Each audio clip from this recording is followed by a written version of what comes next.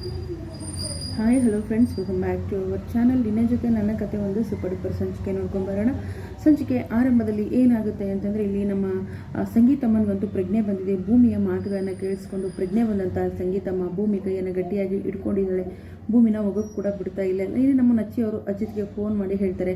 Phone ಮಾಡಿಬಿಟ್ಟು ಅಮ್ಮನಿಗೆ ಪ್ರಜ್ಞೆ ಬಂದಿದೆ, ನಿನ್ನ ಪೂಜಾ ಫಲ ಕೊಟ್ಟಿದೆ, ಜೊತೆಗೆ ಅತ್ತಿಗೆ ಕೂಡ ಇಲ್ಲೇ ಇದ್ದಾರೆ ಅಂತ ಹೇಳಿದಾಗ ಅಜಿತ್ಗೆ ಖುಷಿ ಜೊತೆಗೆ ಕೋಪ ಕೂಡ ಬರುತ್ತೆ. ಯಾಕಂತಂದರೆ ಭೂಮಿ ಅಲ್ಲಿದ್ದಾಳೆ ಅನ್ನೋದೇ ಅವರಿಗೆ ಒಂದು ದೊಡ್ಡ ಕೆಂಡದಂಥ ಕೋಪ ಬಂದಿರುತ್ತೆ. ಸೊ ಕೋಪ ಮಾಡಿಕೊಂಡು ಭೂಮಿ ಮೇಲೆ ಬಂದು ಏನಾದರೂ ಜಗಳ ಮಾಡ್ತಾರಾ, ತುಂಬ ಕೋಪ ಮಾಡಿಕೊಂಡೇ ಬರ್ತಾರೆ. ಯಾಕಂತಂದರೆ ಅಮ್ಮ ಈ ರೀತಿ ಆಗಲಿಕ್ಕೆ ಕಾರಣ ಭೂಮಿ ಅಂತ ನಮ್ಮ ಅಜಿತ್ ಅವರು ತಿಳ್ಕೊಂಡಿದ್ದಾರೆ. ಅದು ಅಲ್ಲ, ಅದು ಸತ್ಯ ಅಲ್ಲ ಅಂತ ನಮಗೂ ಗೊತ್ತು, ನಿಮಗೂ ಗೊತ್ತು. ಇನ್ನು ಸಂಗೀತಮ್ಮನಿಗೂ ಕೂಡ ಗೊತ್ತು. ಸಂಗೀತಮ್ಮನ ಮುಂದೆ ತನ್ನ ಮನಸ್ಸಲ್ಲಿರ್ತಕ್ಕಂಥ ಮನದಾಳದ ಮಾತನ್ನು, ಪ್ರೀತಿಯನ್ನು ಹೇಳ್ಕೊಂಡಿದ್ದಾಳೆ ನಮ್ಮ ಭೂಮಿ. ಆ ಪ್ರೀತಿ ಹೇಳ್ಕೊಂಡಿರೋದ್ರಿಂದ ಮಗ ಸೊಸೆನ ಒಂದು ಮಾಡ್ತಾರಾ ಅನ್ನೋದು ನಾನು ಕೂಡ ಕಾತುರದಿಂದ ಕಾಯ್ತಾ ಇದ್ದೀನಿ, ನೀವು ಕೂಡ ಕಾಯ್ತಾ ಇದ್ದೀರಾ ಅಂತ ಅಂದ್ಕೊಳ್ಳೋಣ. ಹೌದು, ಮಗ, ಯಾಕಂದರೆ ಭೂಮಿ ಮತ್ತು ಅಜಿತ್ ಒಂದಾದ್ರೇ ನೋಡೋಕ್ಕೆ ತುಂಬ ಚೆಂದ. ಇಲ್ಲ ಅಂದರೆ ಏನಂತಂದರೆ ಭೂಮಿ ಒಂದಿಕ್ಕು ಅಜಿತ್ ಒಂದಿಕ್ಕು ಆದರೆ ಅದು ನೋಡೋಕ್ಕೆ ಯಾರಿಗೂ ಕೂಡ ಇಷ್ಟ ಆಗೋದೇ ಇಲ್ಲ.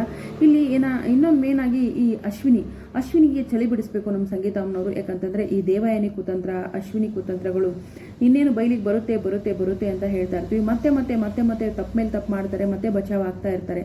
ಏನೂ ತಪ್ಪು ಮಾಡ್ದಿರೋ ಭೂಮಿ ಮತ್ತೆ ಸಿಕ್ಕಾಕೊಳ್ತಾಳೆ ಅಜಿತ್ ಕೈಯಲ್ಲಿ. ಈಗಲೂ ಕೂಡ ಅದೇ ಆಗಿರೋದು.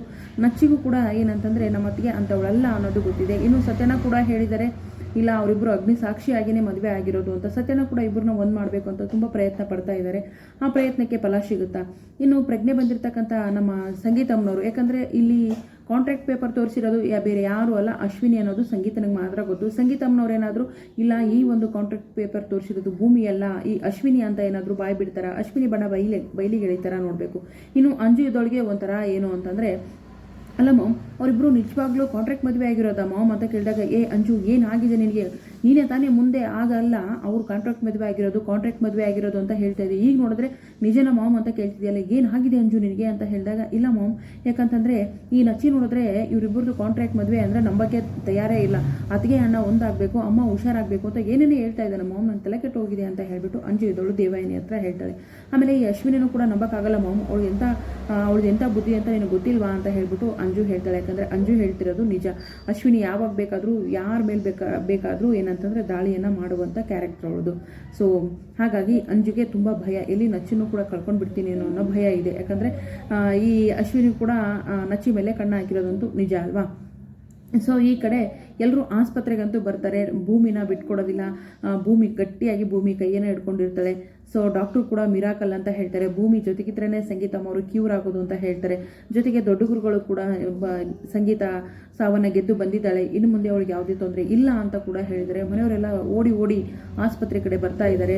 ಸೊ ಭೂಮಿ ಕೂಡ ಅಲ್ಲೇ ಇದ್ದಾಳೆ. ಹಾಗಾದರೆ ಭೂಮಿನ ನೋಡಿ ನಮ್ಮ ಅಜಿತ್ ಅವರು ಭೂಮಿ ನೋಡಿ ಕೆಂಡ ಕಾರ್ತಾರ ಅಥವಾ ಸಹಿಸ್ಕೊಳ್ತಾರ, ತಾಯಿ ಹೇಳಿರೋ ಮಾತನ್ನು ಎಕ್ಸೆಪ್ಟ್ ಮಾಡ್ಕೊಳ್ತಾರ, ಭೂಮಿದೇನು ತಪ್ಪಿಲ್ಲ ಅಂತ ಒಪ್ಕೊಂಡು ಮನೆಗೆ ಬಾ ಭೂಮಿ ಅಂತ ಕರ್ಕೊಂಡು ಹೋಗ್ತಾರ, ಏನಾಗುತ್ತೆ ಅನ್ನೋದು ತುಂಬ ಕುತೂಹಲಕಾರಿ ಸಂಚಿಕೆ ಅಂತಲೇ ಹೇಳ್ಬೋದು. ಸದ್ಯಕ್ಕಂತೂ ಭೂಮಿ ಆಸ್ಪತ್ರೆಯಲ್ಲಿದ್ದಾಳೆ. ನಮ್ಮ ಅಜಿತ್ ಕೂಡ ಅಲ್ಲಿಗೆ ಬರ್ತಾ ಇದ್ದಾರೆ. ಭೂಮಿನ ನೋಡಿ ಕೋಪ ಮಾಡಿಕೊಂಡು ಪರ್ಚಾಡ್ತಾರ ನೋಡೋಣ ಮುಂದಿನ ಸಂಚಿಕೆಯಲ್ಲಿ. ವಿಡಿಯೋಗೆ ಒಂದು ಲೈಕ್ ಮಾಡಿ, ಚಾನಲ್ ಸಬ್ಸ್ಕ್ರೈಬ್ ಮಾಡಿಕೊಂಡು ದಯವಿಟ್ಟು ಸಪೋರ್ಟ್ ಮಾಡಿ. Thank you so much.